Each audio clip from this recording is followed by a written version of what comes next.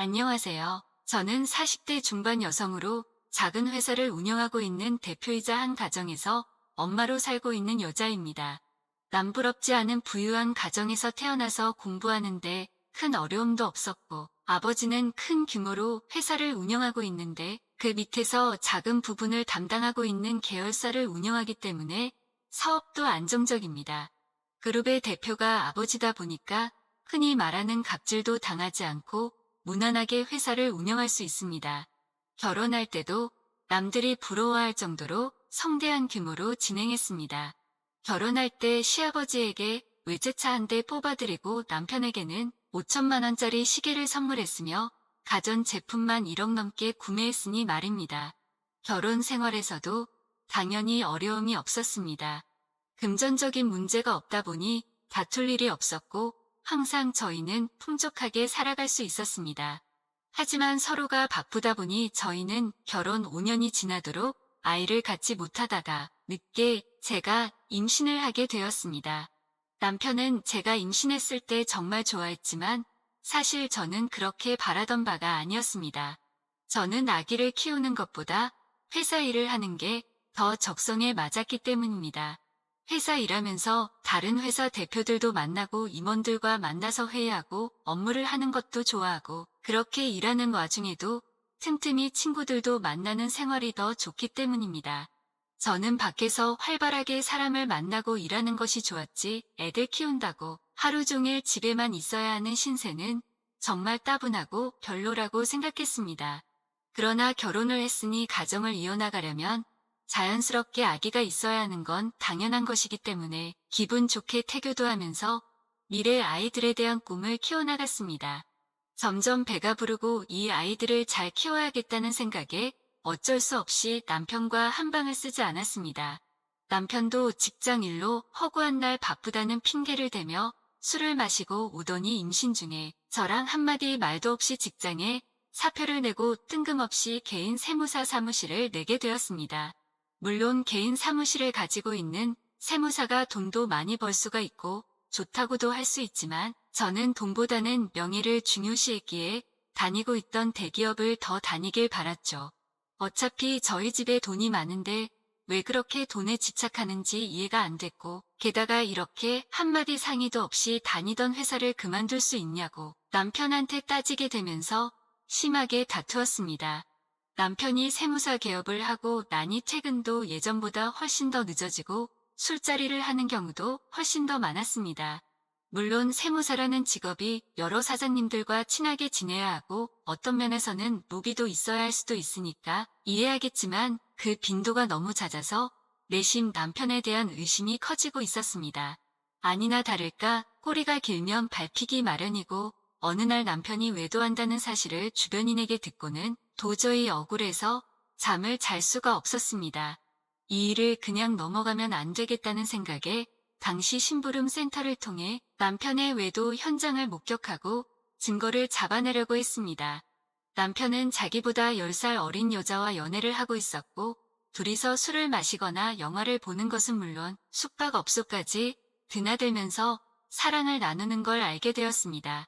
이에 대해서 남편을 추궁하자 처음에는 남편이 잘못을 인정하고 다시는 그러지 않겠다고 했으나 시간이 지나도 그의 행동은 변화가 없었습니다. 그래서 저도 이혼하기로 결심하고 뱃속에 있는 아이를 남편과 한마디 상의도 없이 지웠습니다. 제 의지가 너무 확고하다 보니 남편도 더 이상 어쩔 수가 없었는지 이혼을 하자고 했고 남편의 외도로 의한 이혼이었기 때문에 위자료와 같은 재산 분할은 일체 없었습니다. 이 때문에 한동안 집안이 시끄러웠긴 했지만 시아버지께 드렸던 외제차와 당신한테 선물한 시계를 안 뺏는 것만으로도 감사하게 생각하라고 강하게 말했습니다. 물론 가장 큰 게 외제차와 시계라서 이렇게 말씀드리는 것이지만 크고 작게 남편과 시댁에 선물한 게 상당히 많습니다. 500만 원 정도의 명품은 밥 먹듯이 샀으니까 말이죠. 그런 것들까지 전부 다 받아내면 아마 몇 억은 될 겁니다. 하지만 그동안 같이 살았던 정이라는 게 있어서 그렇게까지 구차하게 행동하고 싶지는 않았습니다. 저희는 그렇게 합의 이혼을 하고 세상을 살아가는 것 자체가 귀찮아져서 조용한 곳에 있는 주택으로 이사를 와서 혼자 살았습니다. 아버지께서는 재혼하라고 수없이 말씀하셨지만 아이를 지우면서 생긴 트라우마 때문에 독신으로 살기로 마음을 먹었고 혼자서 인생을 즐기며 멋있게 산다는 생각으로 회사도 열심히 경영하고 회사 규모도 점점 키워나갔습니다. 그러나 혼자 살고 있으니 뭔가 불편한 점은 많았습니다. 집안에도 남자가 할 일이 있고 여자가 할 일이 따로 있는데 저는 두 가지를 다 해야 하니 힘들 때가 한두 번이 아니었습니다. 그렇게 새로운 사람을 만나야 하는 건지 고민하면서 살고 있던 어느 날 퇴근하고 드라마를 보고 있는데 갑자기 방 안에 뭔가 타는 냄새가 나면서 연기도 약간 나는 것 같았습니다. 낮이라면 어디든지 연락을 해서 조치가 가능하지만 밤이라서 방법이 없었습니다. 전원주택이라 밤에는 관리소에 근무하는 사람이 없고 정말 이럴 때 집안의 남자라는 존재가 필요한 건데 이미 없어진 남편을 찾아서 어쩌겠습니까? 멀리 떨어진 오빠한테 전화했더니 우선 소방서에 신고하고 무전 차단기를 바로 내리라고 말했고 전기를 다 내리고 나니까 사방이 깜깜해서 아무것도 보이지 않았습니다. 간신히 휴대폰으로 소방서에 신고하고 휴대폰 불빛으로 앞을 보고 있었는데 무서워서 견딜 수가 없었습니다. 그래서 할 수 없이 옆집 아저씨의 도움을 받기로 했습니다. 옆집 아저씨는 오며 가며 몇 번 인사 정도는 하는 사이였는데 아직 어떤 사람인지 결혼은 했는지 부인은 어떤 사람인지 전혀 몰랐습니다. 그러나 제 처지가 워낙 급하다 보니 그런 체면이나 남을 생각하는 마음보다는 우선 제 일이 더 급해서 무작정 찾아가서 벨을 눌렀습니다. 그때가 밤 10시쯤 됐었는데 벨을 누르니까 안에서 소리가 들리더라고요.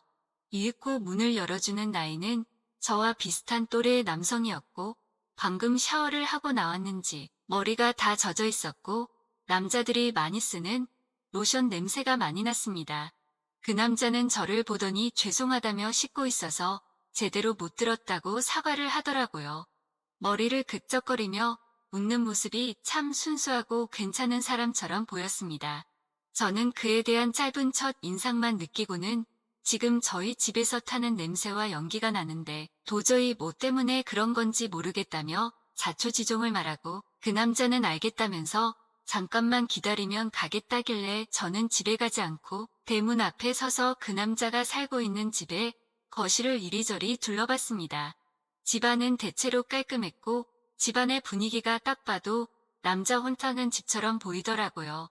곧 남자는 랜턴과 연장을 챙겨와서 저희 집으로 가자고 말했고 그 남자는 저희 집 구석구석 랜턴을 비춰가며 어디서 불이 났는지 확인하기 시작했습니다. 그 사이 저는 그 남자에게 꼭 붙어서 그 남자에게서 나는 냄새를 맡고 있었고 듬직한 그 남자의 등 뒤에서 이 상황을 그저 지켜보기만 했습니다. 가까이서 맡으니 그 남자의 향수가 정말 저를 환장하게 만드는 것 같았고 덩치도 크고 준수한 그 남자의 몸에 가까이 붙어 있으니 괜히 설렘이 느껴지더라고요. 남편과 이혼하고 10년 가까이 혼자 살아왔기에 정말 남자와 이렇게 가까이 있어 본 것도 오랜만이었습니다. 그 남자는 저기서 불이 붙었다면서 주방에 있는 콘센트에서 연기가 나고 있는 모습을 보여줬고 누전 차단기가 내려간 것을 확인한 후에 그 주변에 소화기를 뿌리고 콘센트를 뽑았습니다. 이윽고 소방관이 도착해서 문제가 되는 것들을 모두 해결해주고 돌아갔습니다. 집안에서 나는 타는 냄새를 빼기 위해 모든 창문을 열어 환기시켰고 냄새는 한동안 빠지지 않았습니다. 소방관들이 모두 돌아갈 때까지 옆에서 저를 지켜보던 그 남자는 혹시 또 냄새가 나거나 연기가 나면 연락해라고 말하고는 자기 집으로 가려고 하더라고요. 저는 그런 그 남자에게 이렇게 밤이 늦었는데 어떻게 또 말씀드리냐고 오신 김에 커피도 한잔 하시고 괜찮은지 잠깐만 지켜봐 주시면 안 되냐고 말씀드렸습니다. 또 전기를 썼는데 불이 나거나 또 점점 비슷하게 사방이 깜깜해지면 너무 무서울 것 같다고 말하니 알겠다면서 걱정하지 말라고 말하고는 조금만 더 있다가 가겠다고 말하더라고요. 그렇게 저는 그 남자가 마실 커피를 준비하는데 정말 기분이 묘했습니다.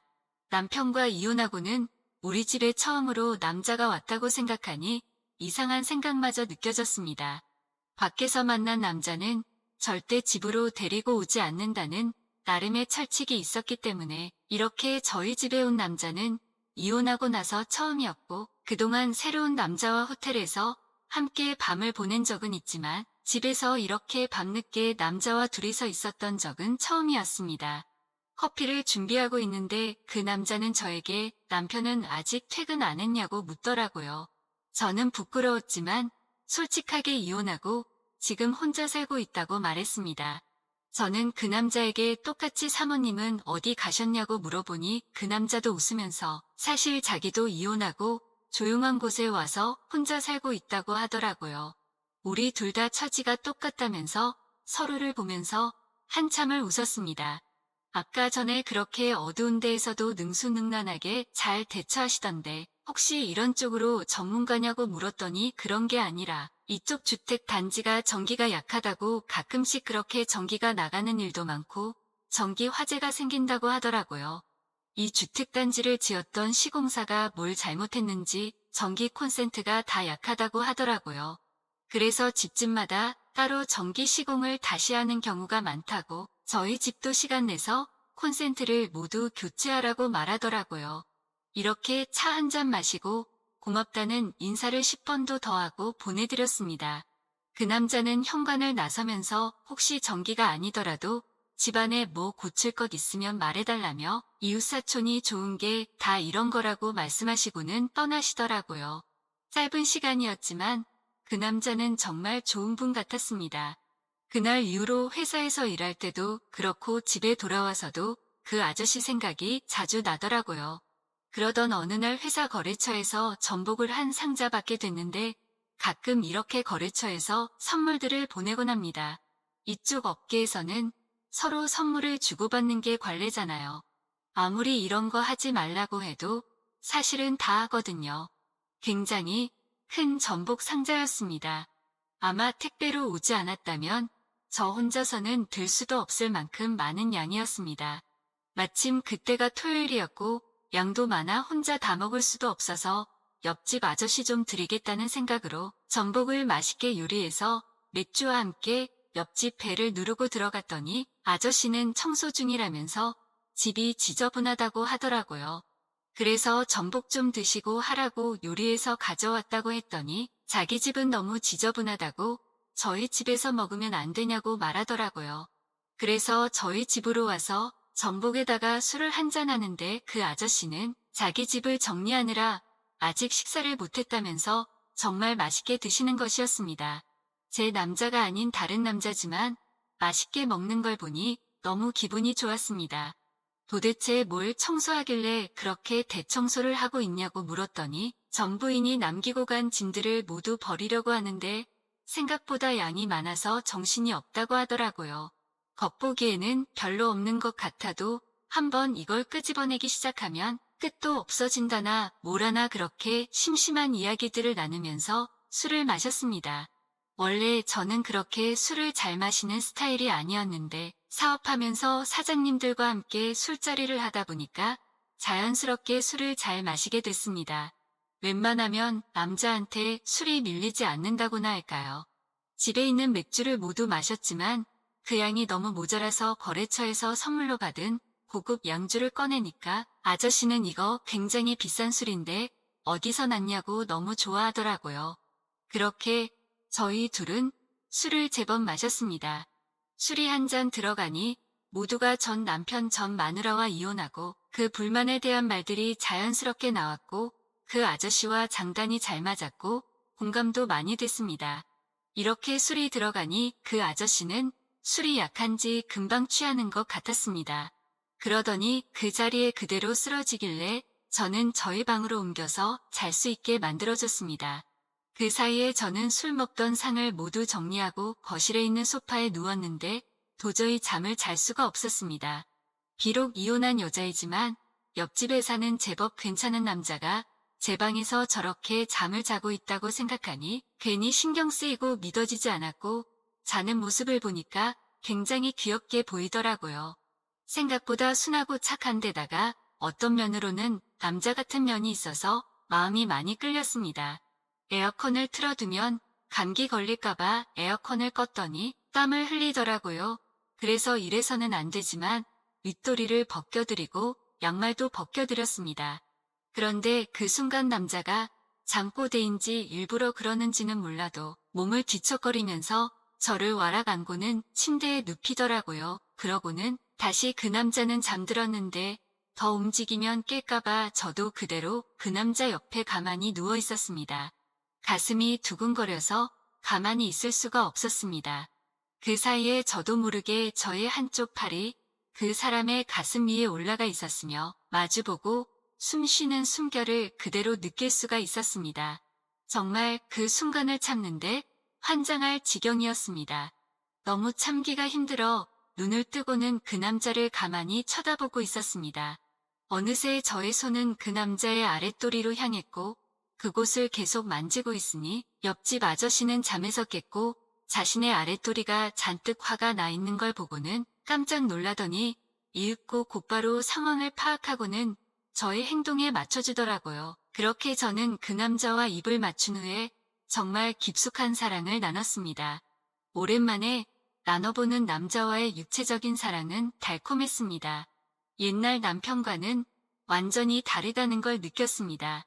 그날 이후로 저는 일부러 그 남자의 출근 시간을 맞춰서 나가기도 하고 시간 있으면 옆집인 그 아저씨 집과 우리 집을 들락거리면서 사랑을 나누고 있습니다. 너무나도 늦게 새로운 인연을 만난 게 아닌가 싶지만 지금이라도 이렇게 좋은 사람을 만났으니까 저는 행복합니다.